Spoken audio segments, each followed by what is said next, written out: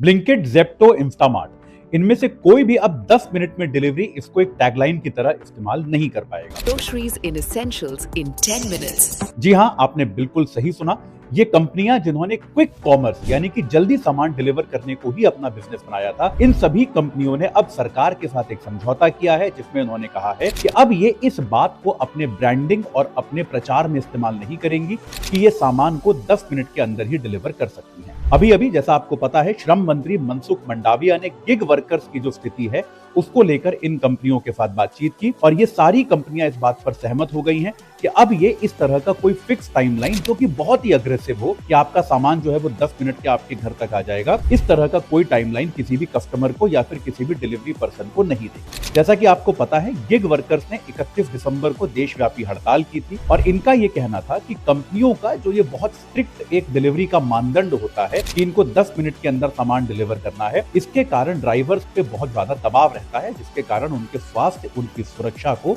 बहुत ज्यादा खतरा उत्पन्न होता है। हालांकि अलग अलग समय पर कंपनियों ने इस बात को डिनाई किया है। कंपनियों ने कहा है कि वो अपने ड्राइवर्स को देर से सामान पहुंचाने के लिए किसी भी तरह का दंड नहीं देती हैं और डिलीवरी का टाइमलाइन केवल कस्टमर को दिखाई देता है, न कि ड्राइवर को। लेकिन सरकार ने यहाँ पर गिग वर्कर्स के पक्ष को समझते हुए कंपनियों से आग्रह किया कि वो 10 मिनट के टाइमलाइन का नियम ही बदल दें और अब कंपनियों ने कहा है कि वो किसी भी विज्ञापन, किसी भी कॉमर्शियल, किसी भी ब्रांडिंग मटेरियल और अपनी वेबसाइट पे 10 मिनट की गारंटी को एक फीचर की तरह प्रस्तुत नहीं करेंगी। गिग वर्कर किसी भी अर्थव्यवस्था के लिए जरूरी है, लेकिन उनकी सुरक्षा और उनकी कार्यदशाएं ठीक रहे, ये भी अर्थव्यवस्था के लिए बहुत जरूरी है। तो इस नए कदम पर आप क्या सोचते हैं, मेरे को कमेंट्स के माध्यम से जरूर बताइए।